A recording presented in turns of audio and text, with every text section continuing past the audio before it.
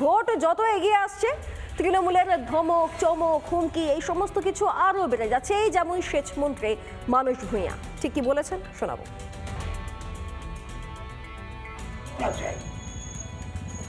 আর সেদিন যদি বলতো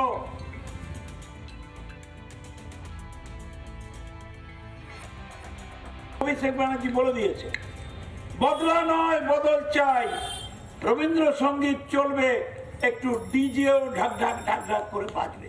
ডিজে মানে বুঝতে পারছেন, আমরা যদি সুইচ টিপে যেসব ছেলে ছোকরা আছে বলে দিই একটু ডিজে বাজিয়ে দে, কি হবে? বেরোতে পারবেন রাস্তায়? পারবেন? চায়ের দোকান খোলা থাকবে, মিষ্টি দোকান, সেলুন দোকান খোলা থাকবে, একটু ডিজে বেজে যাবে।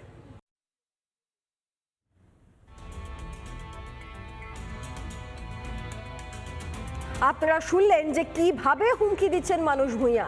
একটু ডিজে বাজবে, চায়ের দোকান অন্যান্য দোকান সেগুলো খোলা থাকবে। তার গলায় কি জোর! মানে চায়ের দোকান অন্যান্য দোকান খুলতে হলে তৃণমূলী দাদাদেরকে টাকা দিয়ে রাখতে হবে, তৃণমূলী দাদাদের সঙ্গে ভালো সম্পর্ক রাখতে হবে, তৃণমূলকে ভোট দিতে হবে, নইলে তো নিজের রুজি রুটির জায়গাটুকুনিও থাকবে না। এটাই কি হুমকি দিতে চাইছেন মানুষ ভূঁইয়া?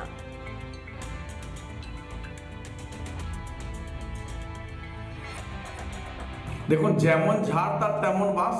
কদিন আগে ওনাদের নেতা এসে ডিজে বাজানোর কথা বলে গেছেন, তারপর থেকে সমস্ত নেতারাই ডিজে ডিজে করছে।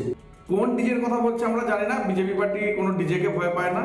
আমরা রবীন্দ্রনাথে বিশ্বাসী, আমরা রবীন্দ্রসঙ্গীতকেই পছন্দ করি।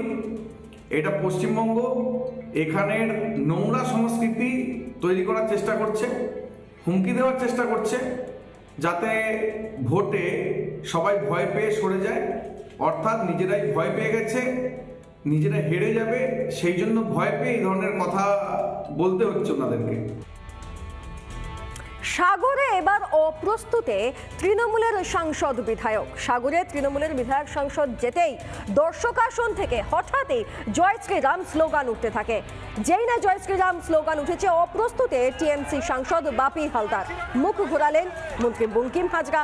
তড়ি ঘড়ি মাঠ ছাড়তে চালককে ইঙ্গিত দেওয়া হলো। ভাইরাল গঙ্গাসাগর মাঠের সেই ভিডিও, আর সেই মুহূর্তের ছবিটা একবার দেখুন, সেই ভাইরাল ভিডিওটা।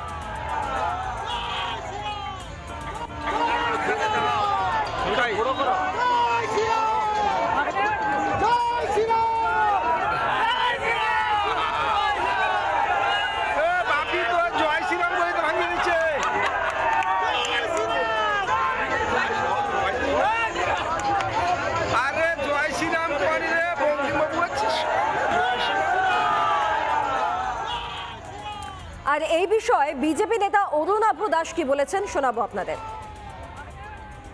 এই তৃণমূলের নেতা মন্ত্রীদের কথাতে একটা গাছের পাতাও নড়ে না। আর আজকের ভাবুন, দর্শক সাধারণে থেকে উঠে আসছে জয় শ্রীরামের ধ্বনি তাদেরকে দেখে।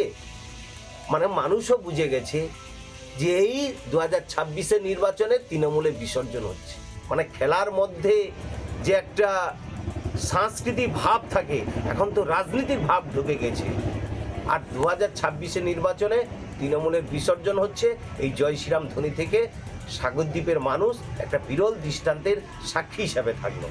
নানা ধরনের কন্টেন্ট দেখার জন্য লাইক করুন, শেয়ার করুন আমাদের ফেসবুক পেজ, সাবস্ক্রাইব করুন আমাদের ইউটিউব চ্যানেল। পাশাপাশি অন্যান্য ব্রেকিং নিউজের জন্য অবশ্যই চোখ রাখুন রিপাবলিক বাংলায়।